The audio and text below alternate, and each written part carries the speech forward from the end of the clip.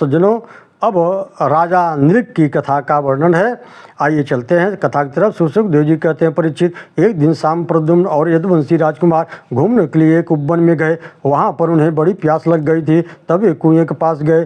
जल तो था नहीं, परंतु उसमें एक पर्वत के समान विशाल गिरगिट दिखाई दिया। उसे बाहर निकालने का प्रयत्न करने के, परंतु वे उसे निकाल न सके। तब उन्होंने भगवान कृष्ण के पास जाकर कहा, भगवान श्री कृष्ण उनसे यह वृत्तांत जानकर उस कुएं के पास आए और खेल खेल में ही अपने बाएं हाथ से उसे कुएं से बाहर निकाल लिया। भगवान के कर कमलों का स्पर्श होते ही उसके सारे अशुभ कर्म नष्ट हो गए। वह देव रूप में परिणित हो गया। परीक्षित, यह महाराज इक्ष्वाक का पुत्र राजा नृग था। एक तपस्वी ब्राह्मण की गाय इसकी गऊओं में आकर मिल गई थी। राजा ने अनजाने में उसको दान में दे दिया। इस अपराध के कारण ब्राह्मण ने उसे श्राप दे दिया था, जिसके फलस्वरूप एक गिरगिट हो गया था। बलराम जी का अब ब्रज गमन है। सुखदेव जी कहते हैं, परीक्षित, बलराम जी के मन में ब्रजवासी नंद बाबा आज स्वजन संबंधियों से मिलने की बहुत प्रबल इच्छा थी।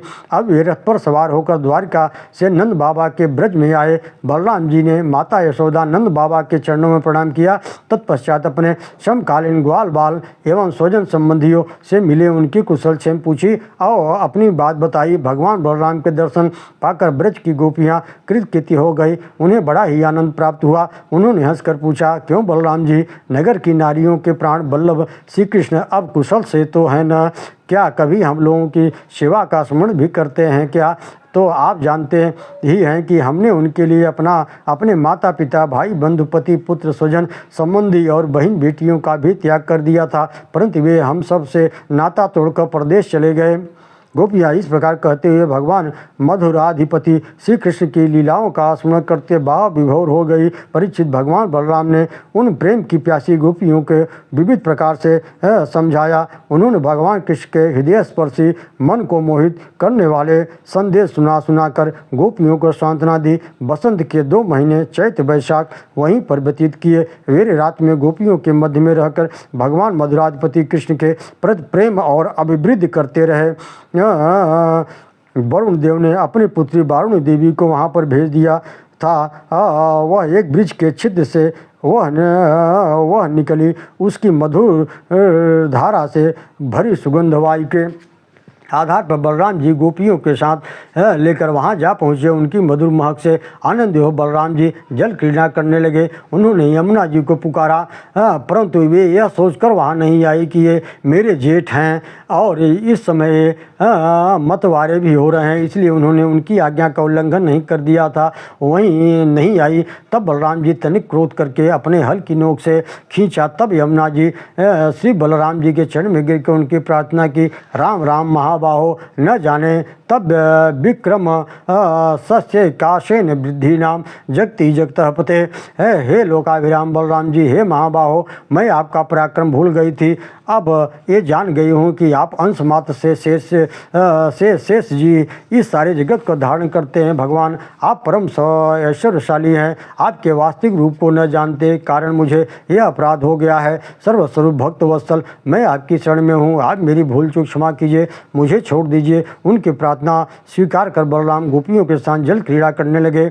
जब वे यथेष्ट जल विहार करके यमुना जी से बाहर निकले, तब लक्ष्मी जी ने उन्हें नीलांबर बहुमूलाभूषण सोने का उपहार दिया। परीक्षित, यमुना जी अब भी बलराम के खींचे हुए मार्ग से बहती हुई हैं, कभी अपने मर्यादा का उल्लंघन नहीं किया।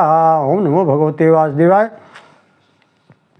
सज्जनों, अब इस अध्याय में पौंड्रक और काशी राज का उद्धार है। सुखदेव जी कहते हैं, परीक्षित, जब बलराम जी ब्रज में गए, करुण देश काशी के आज्ञा निराजा पौंड्रक ने भगवान कृष्ण के पास अपना एक दूत भेजकर कहलवाया कि भगवान वासुदेव मैं हूँ, तुमने मूर्खतावश मेरे चिन्ह धारण कर रखे हैं। मैं छोड़कर तुम्हें मेरी शरण में आ जाओ और तुम्हें मेरी बात स्वीकार न हो तो मुझसे युद्ध कर। परीक्षित, मूर्ख पड़ोसी राजा यह कहकर बहकाया करते थे कि तुम ही वासुदेव हो, जगत की रक्षा के लिए तुम्हारा पृथ्वी पर अवतार हुआ। इसका अर्थ यह हुआ कि मूर्ख अपने को ही भगवान वासुदेव मान बैठा था।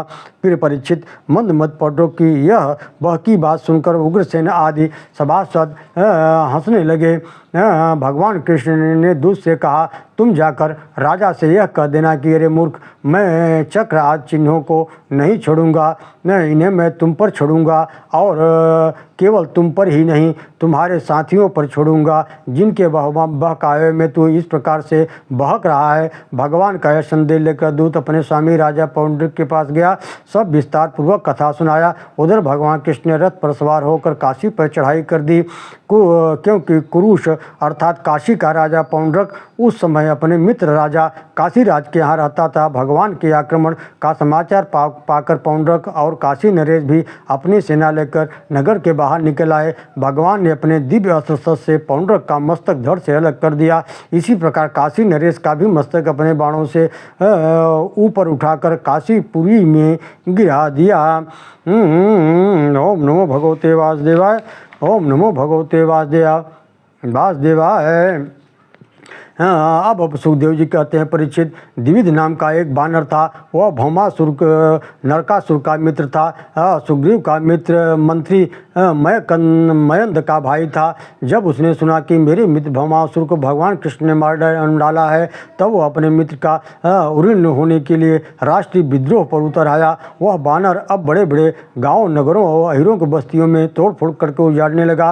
एक दिन वह दुष्ट बानर संगीत की धुन सुनकर रैवत क्षेत्र में उस पर्वत पर जाकर, जहाँ से बलराम जी सुंदर सुंदर नवयुवतियों के बीच में विराजे थे, वहाँ अपनी बानरी कीड़ा करता हुआ बलराम जी के सामने उन युवतियों की अवहेलना करने लगा। वह उन्हें कभी अश्लील हरकत दिखाकर भौहें मटकाता हुआ अश्लीलता का प्रदर्शन करने लगा।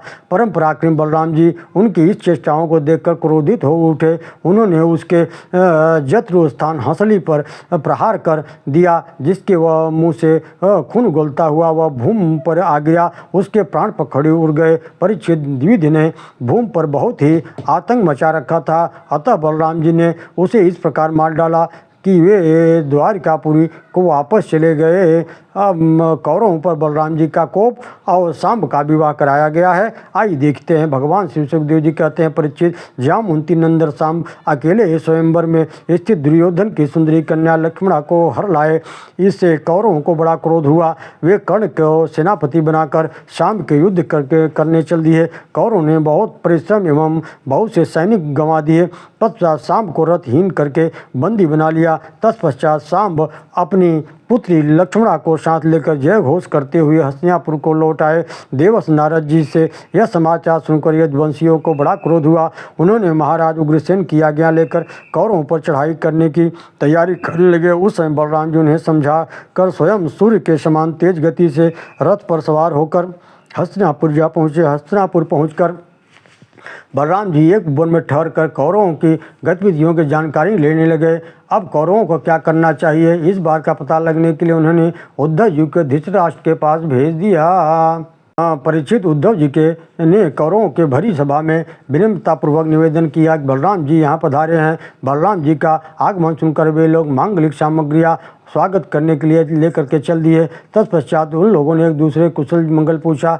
यह सुनकर कि कुशल है, तब बलराम जी ने बड़ी धीरता के साथ बात कही। महाराज उग्रसेन जी ने तुम लोगों को एक आज्ञा कहलवा कर भेजा है कि तुम लोग सांब को उसकी नववधू के साथ हमारे पास भेज दो।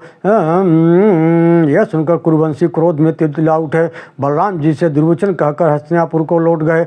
बलराम जी ने कौरवों की दुष्टता अशिष्टता देखी और उनके दुर्वचन भी सुने। अब उनका चेहरा क्रोध के कारण तमतमा गया। उन्होंने अपने आयुध हल की नोक से हस्तिनापुर को उखाड़ लिया और उसे डुबाने के लिए गंगा जी की ओर खींचने लगे। अब हस्तिनापुर कांपने लगा। जब कुरुवंशियों ने देखा कि हमारा नगर तो अब गंगा जी में डूबने वाला है, तब ये घबरा गए। तब उन्होंने लक्ष्मणा को और सांब के साथ आगे किया। अपने प्राणों की रक्षा के लिए साथ लेकर हाथ जोड़ते हुए सर्वशक्तिमान भगवान बलराम जी के शरण में गए। उनके चरणों में अपना मस्तक टेक कर उनकी प्रार्थना की। नमस्ते सर्वभूतात्मन सर्वशक्ति धराभ्य विश्वकर्मन नमस्ते त्वम तम शरणं गता।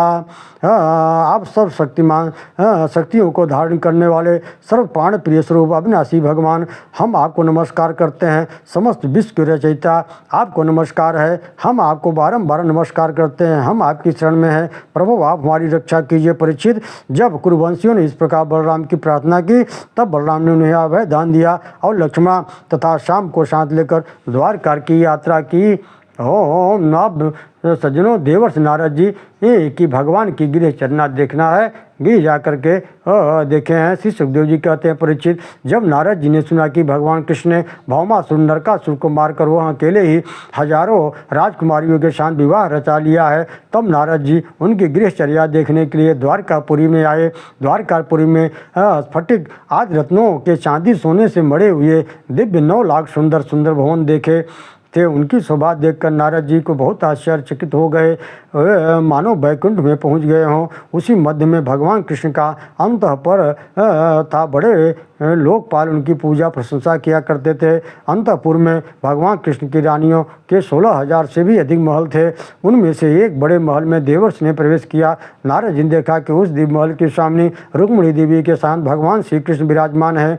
भगवान ने उन्हें प्रणाम किया और उनका स्वागत सत्कार किया। इसके बाद देवर्ष नारद जी भगवान कृष्ण की योग माया का रहस्य जानने के लिए दूसरे रानी के महल में गए। वहाँ पर उन्हें देखा कि भगवान अपनी प्राण प्रिया उद्धव जी के साथ चौरस खेल रहे हैं। वहाँ पर भी श्याम सुंदर कृष्ण के ने खड़े होकर नारद जी का स्वागत किया।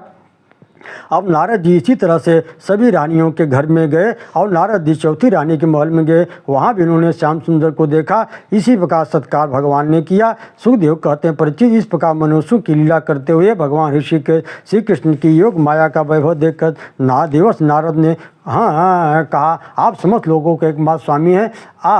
आप अपने भक्तों से प्रेम करते हैं, परम यशस्वी हैं। भगवान, यह बात हम भली भांति जानते हैं। यह बड़े सौभाग्य की बात है कि मुझे आपके चरण कमलों के दर्शन प्राप्त हुए। आप ऐसी कृपा कीजिए कि आपके उन चरण कमलों की स्थिति सदा बनी रहे। जहाँ भी मैं जैसे भी रहूँ उनका हमें उनके ध्यान में तन्मय ही रहूँ।